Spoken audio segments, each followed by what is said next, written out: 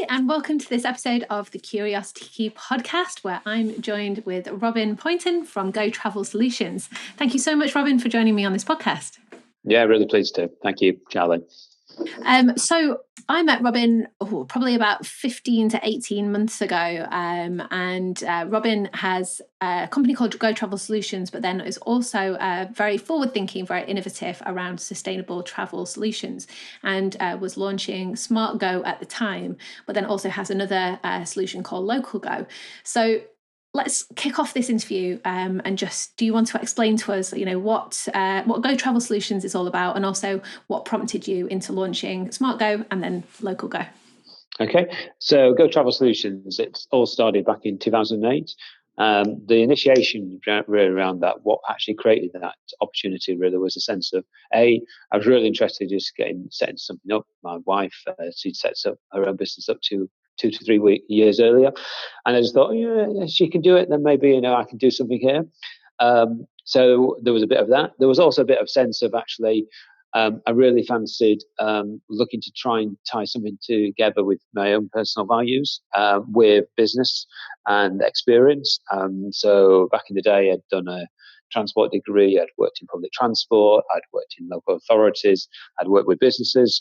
And so many of those things kind of came together and got blended together to form in what was then Go Travel Solutions, and the things we do now, very much kind of reflect, what we did 11 years ago. Started 11 years ago. So I'm really pleased that we've kind of kept true to the original spirit of what we were about and our ideals and principles. So that was then really, and part of that sustainability connection really was connected with my own sort of Christian faith.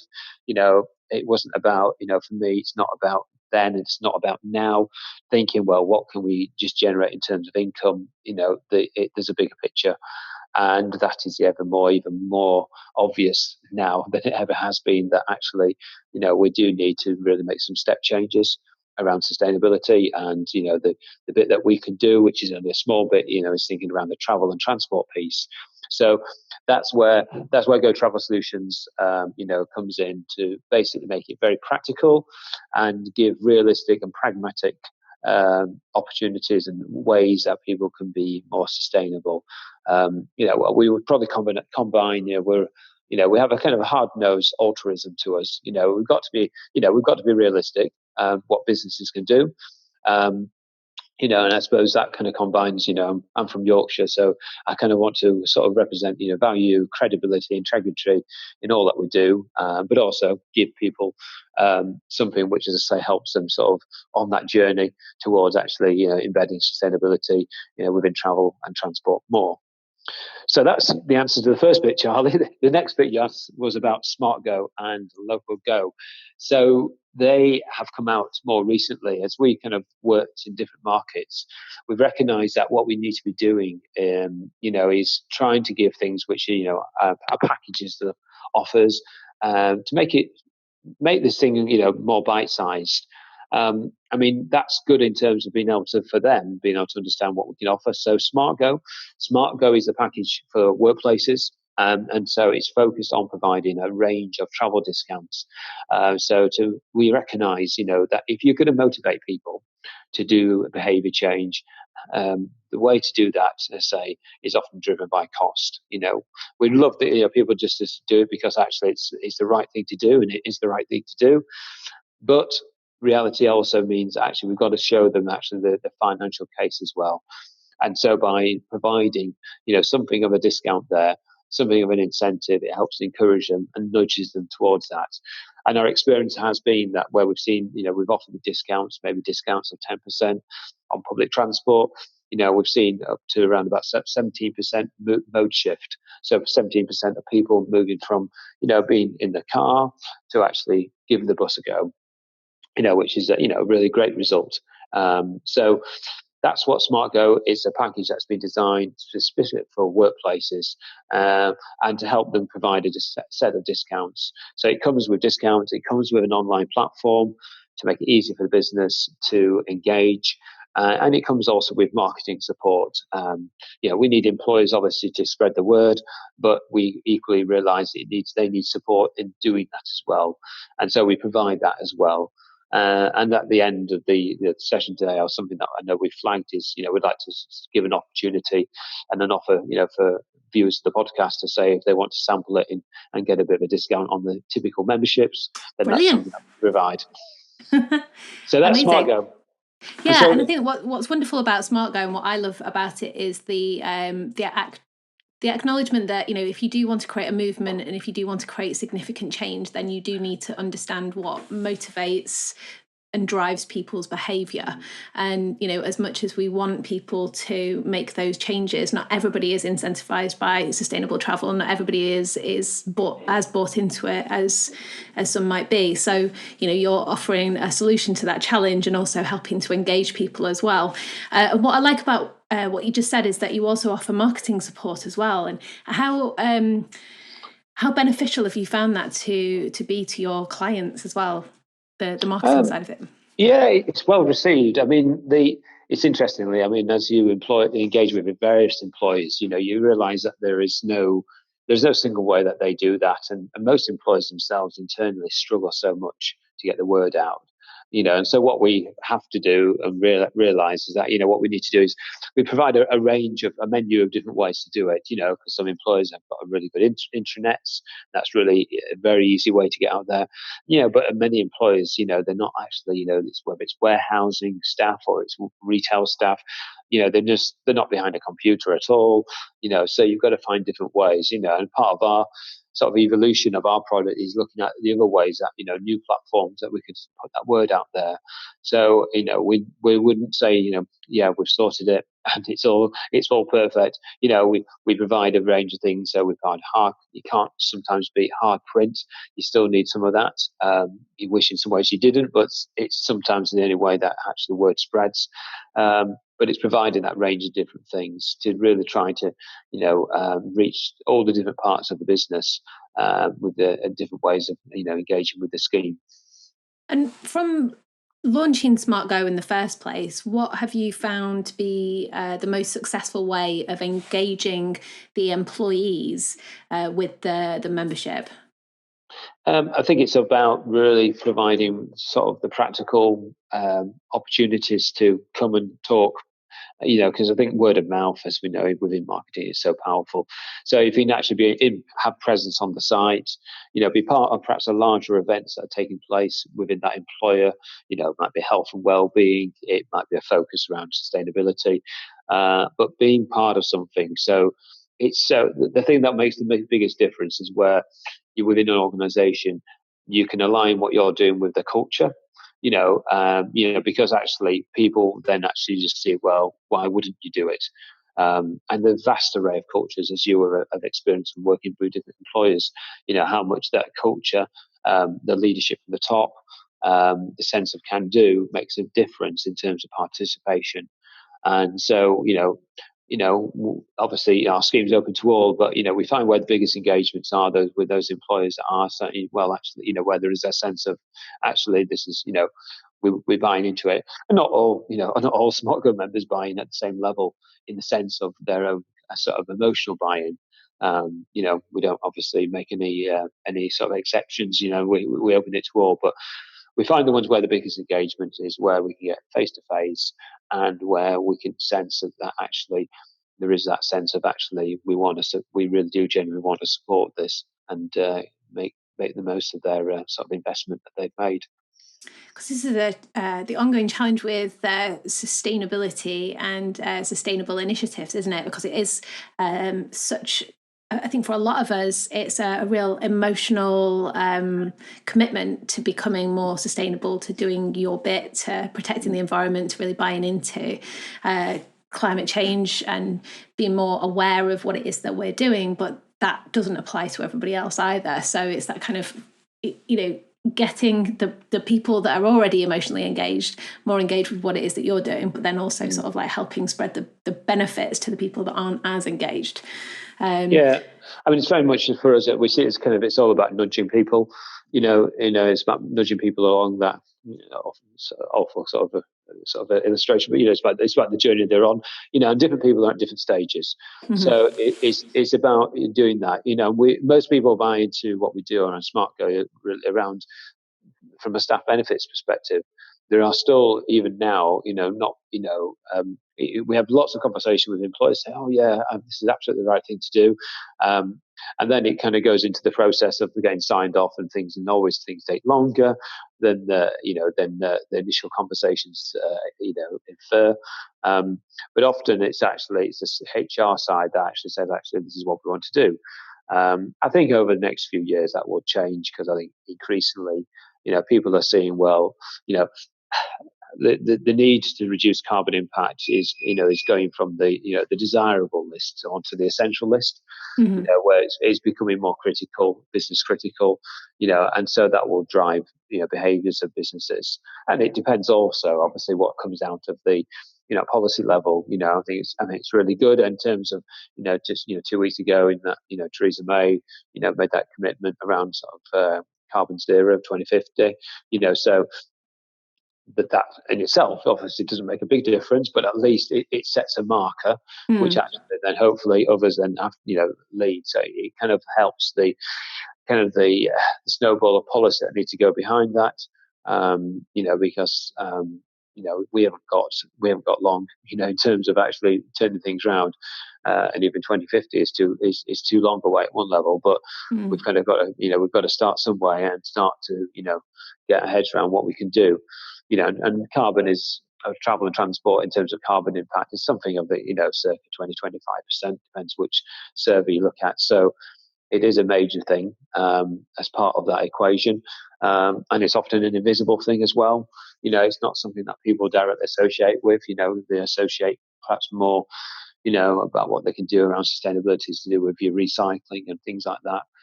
And kind of our mission is looking to get people in a similar way, ultimately do ourselves out of a job by actually people mainstreaming sustainability. Yeah. So people actually see it's the thing that they would do in a similar way to a little bit now where recycling is at. And in some ways where, things like fair trade are seen as being the right thing to do. We've got some way to go. We do a lot of business engagement, and some people just assume everything is just, as I say, is centered around car travel. And it's not that the car is evil, but there is one of my pet issues at the minute is businesses and their information that they provide to visitors and how they travel, or when event organisers.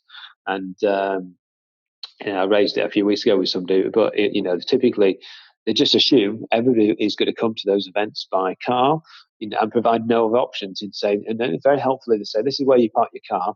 Absolutely diddly squat on anything else. And in some ways we're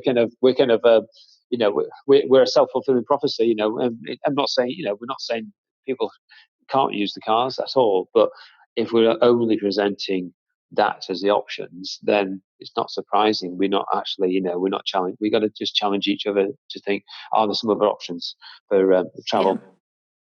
Absolutely. And so if you look at sustainable travel and the way that businesses and organizations approach travel at the moment, what would you say are the kind of like biggest misconceptions in the industry right now? Well, I think there's some misconceptions around the cost of travel in terms of the options, really. And I think it's a difficult one because, whether it's on the personal level around use of cars or the business use, there's an underplaying of the cost of travel that cars incur.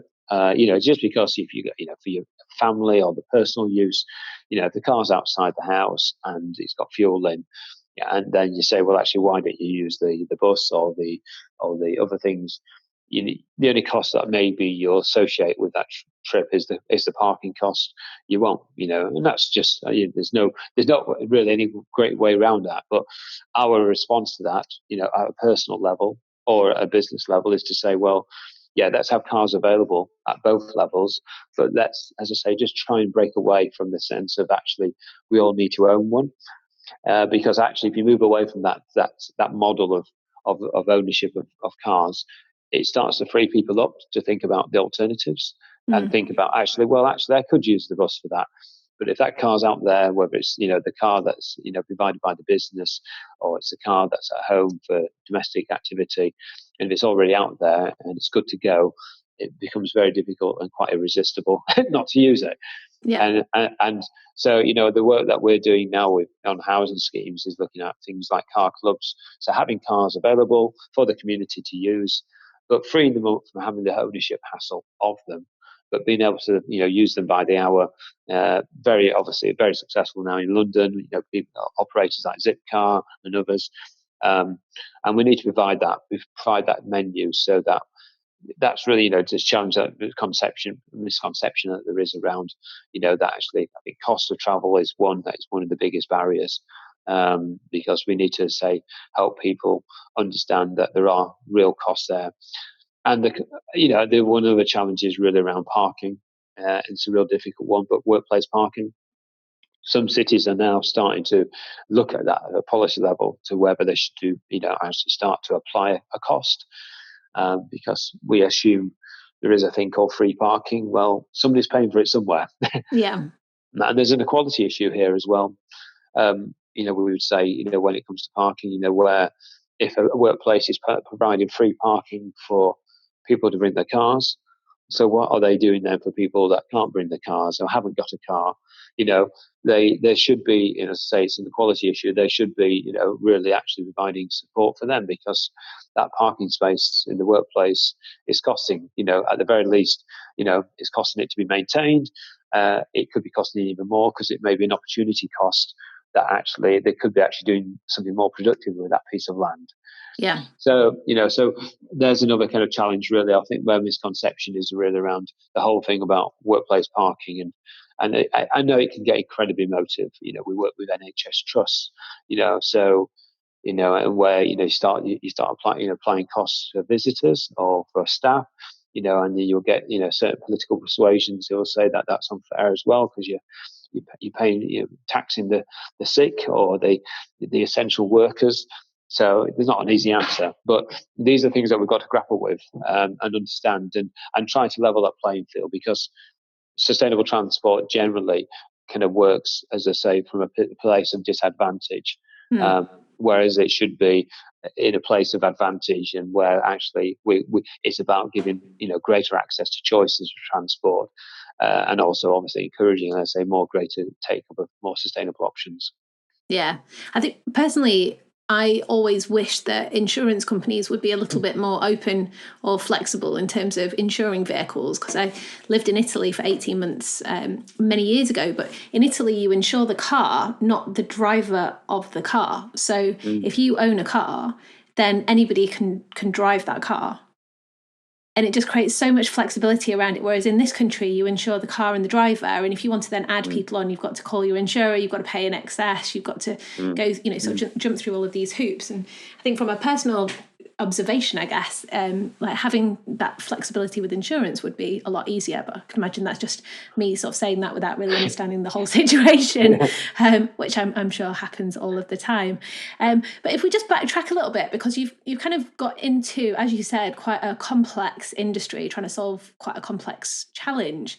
So you set up Go Travel Solutions all those years ago, and then you decided, okay, I'm now going to launch Smart Go. And then at a later date, you said, right, okay, I'm going to launch Local Go to solve these challenges. So what made you go and launch these two new innovative solutions, in addition to then running the company that you formed in 2011? Yeah, I mean, it's all about really helping to make it easier for our customers, and also be a little bit more market savvy from our side. So the thing is that with a consultancy, like Go Travel Solutions, we provide a whole range of services, and which is great, but equally, it's not necessarily that tailor made or customized to think about, well, actually, what's in it for a business. So Smart Go is really that response, where they say, well, here, this is what we do, but in a sort of reorientated package to make it sort of easier for you as a business to engage and actually benefit. Because sometimes in the CEO consultants, they think, well, okay, I can see you can do all these, those pieces of different work. That you can do surveys, you can do fleet reviews, but actually, so that may not immediately be also something which a business is interested in. That's opposed in many ways to say something like where Smart Go, where we're talking there, it's a universal offer, where actually any business really you would think has some interest, though some businesses hide it very well around helping to support staff, and thinking about it's actually a good thing to help encourage and support staff in terms of their travel to work, and actually in doing that, to encourage sustainable options particularly. So, Smart Go is our response, really, is our way of helping to sort of translate what we do and actually say, look, here is a business, here's a way of actually benefiting directly from what we are, the experience and expertise we've got in that way. I mean, it just so happens then it's a very helpful, I suppose, business development tool, because somebody might, we've got examples where businesses are bought into Smart Go, because they want to support their staff. And then out of that, then actually other consultancy services that we provide have then, then been sort of, procured, because, it's given a fairly easy entry. And as you know, Charlie, so much of this sort of business is about the relationships, the trust, the credibility you build up. And so by going that way around, it's a productive way of doing that. So that was, that's why we set up Smart Go, because also we recognize so much, when Smart Go essentially is about actually here's a scheme that will help to save you money. That's such a common currency, amongst all employers, so it's providing something which, as I say, it's not trying to preach to people, say, well, actually, it's about saying, well, if you've got an interest in saving money, then let's have a conversation. So that's, why it's Smart Go, and it's tailor made to make it easier for a business to then use it and apply it within a business context. Yeah. And then, and then for Local Go, it's very much a sort of it's a sister to that. It's the same principles.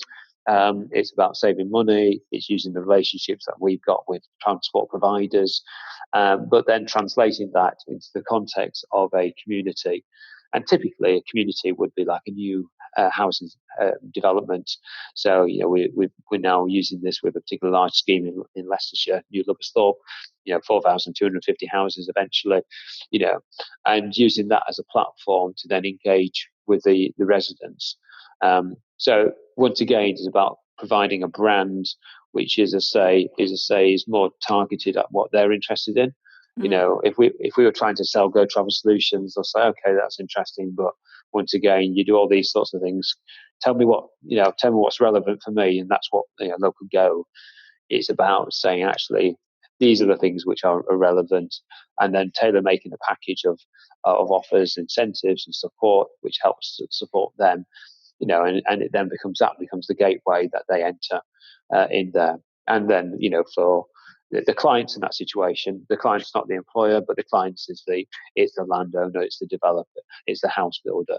They're the ones that where we're selling that to them to say, look, you have a duty here. Either at the very least, there's always a moral duty, and most of them have sometimes a planning obligation duty to actually do something here to support people, because we can't keep, as say, building these new car-dependent housing estates. We've got to find ways of actually providing choice and options there. And so that's what Local Go is, is a way of actually helping to do that, which is to say, is something that we can then, promote and market to the house builders, the developers, the landowners, and also that becomes an interface then for the residents as a way that they can then access the benefits. Yeah. And what I love about everything that you've just said there and before about all of the solutions that you're offering is all that underlying theme around engagement. I think a lot of people undervalue the importance of engagement, because it's not just, it's like with marketing, you have to engage with your target market, but then, the companies that you're selling to, they then need to engage with their stakeholders, either upwards or downwards or inwards. And there's such a key part of engagement, especially with trying to create a movement, trying to create change. You can't do that without engaging people in the messaging and the reasons why it is that you're doing what you're doing. Yeah, sure. That's right, and I think we find that it's keeping that fresh. I mean, I think over time, over the next few years, I think we will see increasingly the messaging will change as well. I mean, when I started when we started the business in 2008, it was kind of in that naive way. It was very much built on the green ticket, thinking, oh yeah, people are going to really buy into that. And then I found out over time that people not necessarily, and that still very much is the kind of the is what cuts through a common core of what we do is around sustainability. But the language we use, as speaking, it's more changed towards it's about ways of saving costs and at the same time as saving carbon. But I do think actually, I think the carbon conversation is only going to increase, which means that I think the communication and engagement we'll do will change. Will increase and bring that into it more so. Yeah, I completely agree with you. I think my one of my earlier podcast guests, Michael Groves, he was talking about so his business is all around tracking the movement of waste around the world and recycling, and he set that business up nearly 6 years ago. And he was just sort of saying, it's like everybody's talking about plastic pollution and plastic going into the oceans, and everybody's super like heightened, like they're very, very aware of the situation right now. But 5 years ago, they weren't talking about it as much. And I guess it's the same with travel. It's like it will gradually start becoming more and more important, especially in the media and for people talking about it, which will, I guess, make your life easier and. Yeah, I mean, also ultimately, yeah, we should do ourselves out of a job. But I think we've got a few years yet. Yeah, because ultimately, as I said, our mission is really around sort of mainstream, travel and transport, and certainly an element of that at some point. Hopefully we'll get there. But yeah, it's not a year or two away. No. There's a massive amount of change. So yeah, I think we're still good as that sense. But yeah, I mean, our hope and passion really is that we really do see some substantial change because we need to make that change. Yeah, I think my mind's taking me more towards not necessarily the cost-saving benefits of sustainable travel, not taking the car. But for me, it was always a huge source of stress. I used to have to commute an hour and 10 minutes to work. At one point, did that for a year. And if you hit traffic, it was just like I used to arrive at work so stressed out, like you get all of this road rage and you just feel like completely het up. And I'm sure there's a lot of statistics around, sort of inefficient workers due to road rage and stressful travel. Whereas what I like, if I try to get the train as much as possible to business meetings and travel by train and by bus, because then I can at least read a book, listen to a podcast, or do something that's not stressing me out quite as much as sitting in traffic, which is a huge waste of time. Yeah, it is. Yeah, so it's dead. So often it's dead time, and it's not. It's so unproductive. What we try and do really within sort of business travel times is think about is once again, because you compare the costs of travel, business travel, whether you go by car or you go by train, it's not just about the financial cost, even if because actually, there's as you just indicated, you get with train you get some time back.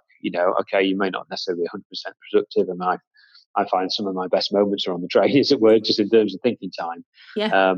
But the chances of doing that in a car are very slim, and you could end up in a negative place, like you say, because if you've had a bad journey, then that's not good for your next client. Yeah, exactly. Although I do remember when I came to see you, I got the train and it was snowing, Right. and I couldn't actually find your office. So I think I arrived at your site like just a little bit stressed out. An extreme example there, I know, but hey ho. So just a quick question, like when you launched Smart Go, obviously it's a new concept and something that's it's a problem that you solve and also has lots of other benefits to it. Were there any sort of like challenges that you faced trying to launch this new product and community and concept? I think the usual challenges sometimes you get with any new initiative, so sometimes it's about the challenges are really around, just in terms of finding your market, identifying where the hotspots are, so it tends to be now we found that it tends to be it's the larger employers. I mean, there's also a sense of actually that just makes sense more business model wise because the economies of scale. So I think one of the challenges there is really just sourcing that, and still we're learning, in that area. So it's not about thinking, well, we've sorted out how to get to market. We're still thinking, with, whether it's, the use of LinkedIn, the use of all other ways of building those one-to-one contacts, because we find that often that's the thing, and we've spent some investment in various forms of activity around marketing around that, and we found the things that don't work, the things that do more work. And a lot of it is really around actually is establishing that relationship with the key individuals. And that's one of the challenges of our work, I suppose, around identifying individuals in an organisation.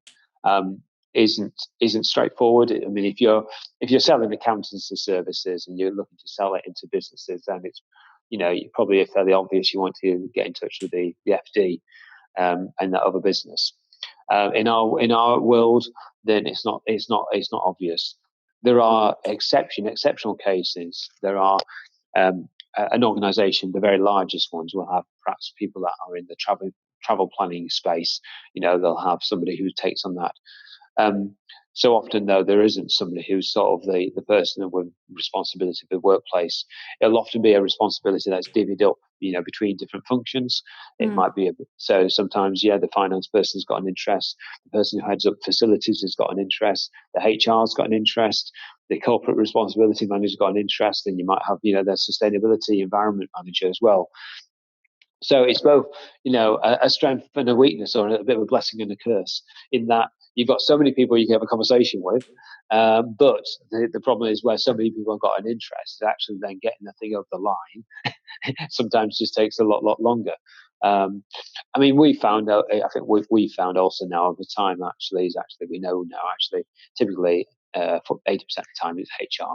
That's who we engage with, because there's a pragmatic part to that.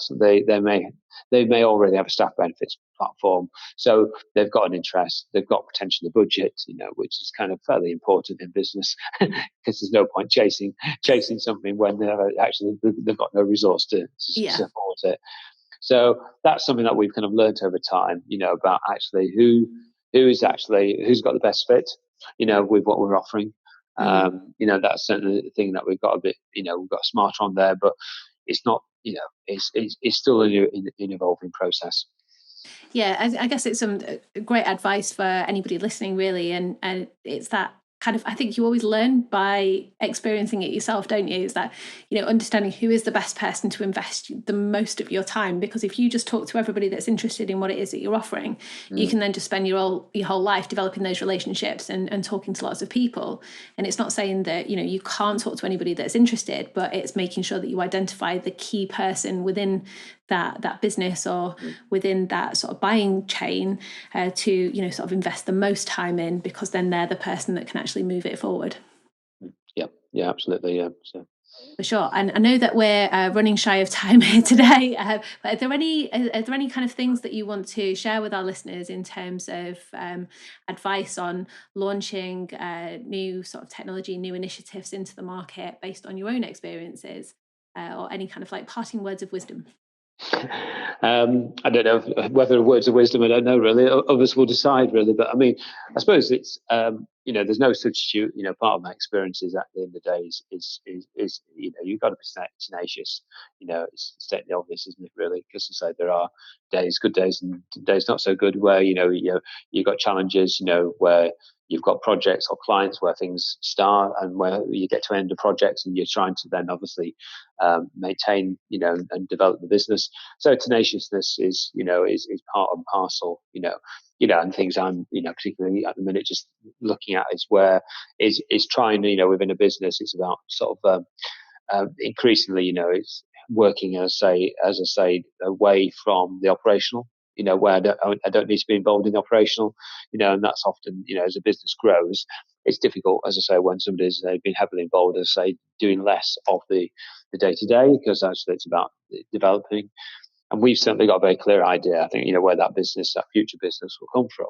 So, particularly within our country and our area, with certainly our patch within the Midlands, there is so much, as I say, housing schemes and developments that we see that, and the use of local go and other services has been, something that would be very fruitful So in terms of, lessons for others, really, it's, as we touched on, understand your market, understand what ticks their box, is key, a level of tenaciousness there going forward.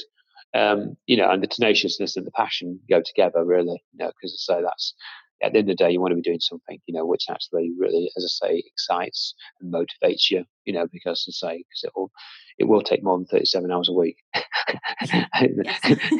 So I mean, okay, you've got to manage that as well, and not obviously go stupid on hours. But the reality is, if you set up a business and whether it's in good days or bad days, then the reality is you'll find it difficult just to do it as a 9 to 5 job.